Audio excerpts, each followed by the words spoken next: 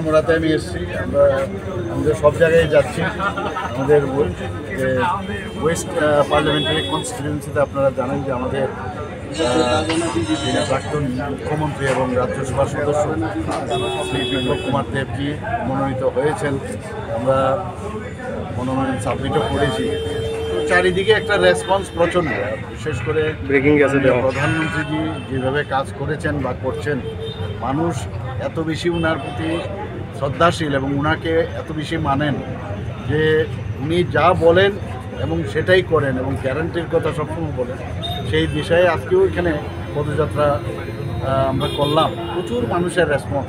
শুধু তাই নয়, আমি এখন যাব আরেকটা জনসভা আছে, সেখানেও আপনারা দেখবেন মানুষ ভারতীয় জনতা পার্টির পক্ষে রায় দেবে।